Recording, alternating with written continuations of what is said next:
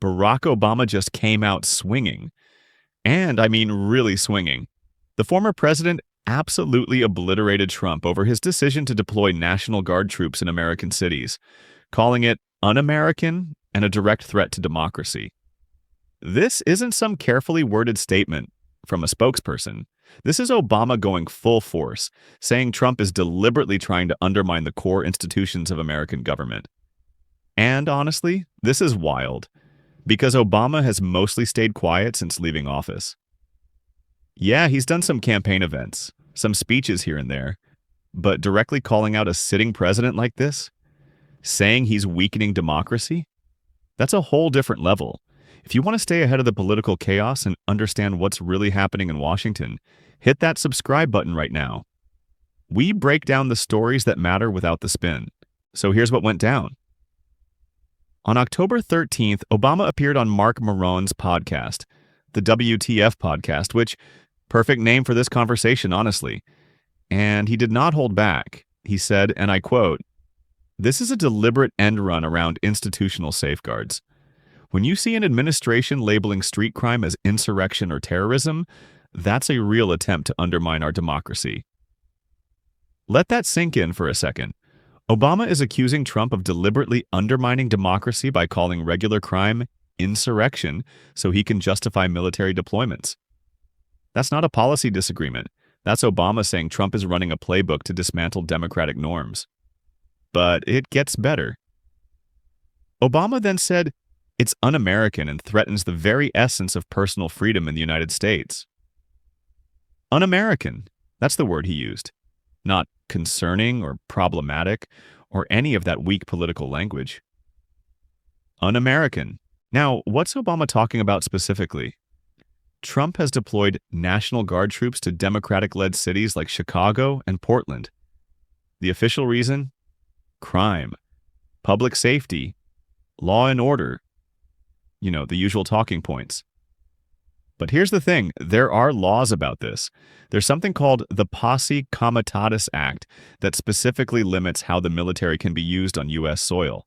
And courts are pushing back. A federal appeals court just blocked additional troop deployments in Chicago. Think about that. The courts had to step in and say, no, you can't do this. That's not normal. That's not how things are supposed to work. But Obama didn't just stop at the podcast.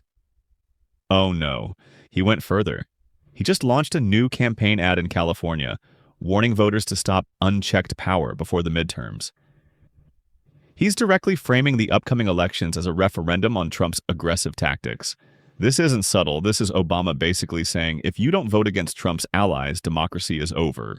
All right, let's break down what's actually happening here, because this is about way more than just troops in cities. First, the historical context matters.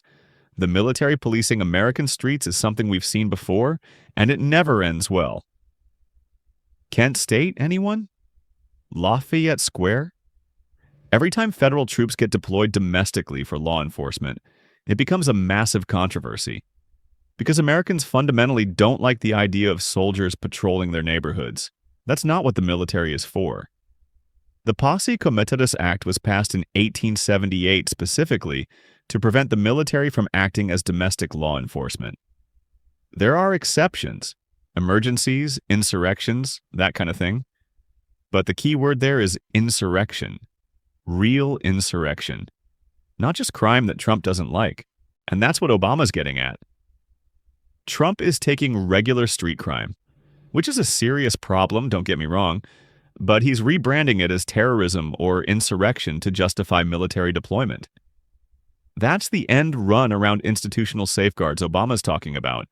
Because once you call something insurrection, suddenly you have all these executive powers you wouldn't normally have. Here's where it gets politically interesting, though. Trump is deploying troops specifically in Democratic-led cities. Not Republican cities, not swing cities. Democratic cities, Chicago, Portland, places where Democratic mayors and governors are in charge, and he's doing it over their objections. So is this really about crime? Or is this about Trump showing Democratic leaders that he can override them whenever he wants? That federal power trumps, pun intended, local control? It sure looks like the latter. Before we go further, If you're getting value from this breakdown, hit that like button and drop a comment. Do you think Obama's right to call Trump's moves un-American, or is he overreacting? I genuinely want to know what you think. Now, Obama's timing here is crucial. The 2026 midterms are coming up fast. Democrats are fighting to hold the House, and Republicans are trying to solidify their control. Obama's making this about democracy itself. He's not just saying vote Democrat because we have better policies. He's saying vote Democrat or democracy dies. That's a massive escalation in rhetoric, and it signals something important. Democrats are genuinely scared. They're not playing around. They think Trump is crossing lines that threaten the fundamental structure of American government. CNN reported that Obama has been increasingly vocal about his concerns regarding Trump's policies and what he calls testing times for America. The Times of India covered how Obama is urging Americans to take a stand. This isn't just campaign season noise. This is Obama using every platform he has to sound the alarm. And look, Obama's in a unique position here. He's a former president. He has credibility with a huge chunk of Americans. When he speaks, people listen. So when he goes this hard against Trump, it matters. It moves the needle. But here's the other side of this. Trump supporters are going to see this as exactly what they hate about the establishment. Here's Obama, who they think ran the country into the ground, criticizing Trump for trying to restore law and order. They'll say Chicago and Portland are out of control, that crime is skyrocketing, and that somebody needed to step in because local leaders weren't doing their jobs. And honestly, that argument resonates with a lot of people. If you live in a city where crime is a real problem, the idea of federal help doesn't sound like tyranny. It sounds like relief. So where does this go from here? Because we're at a pretty critical moment. First, expect this to dominate the midterm campaign narrative. Obama's not the only Democrat who's going to run with this message. You're going to see ads, speeches, debates all centered around this idea that Trump is an authoritarian threat. Every Democratic candidate is going to be asked, do you agree with Obama that Trump's deployments are un-American? And Republicans, they're going to lean into the law and order message even harder. They're going to say Democrats are soft on crime, that they care more about political correctness than protecting citizens, and that Trump's doing what needs to be done.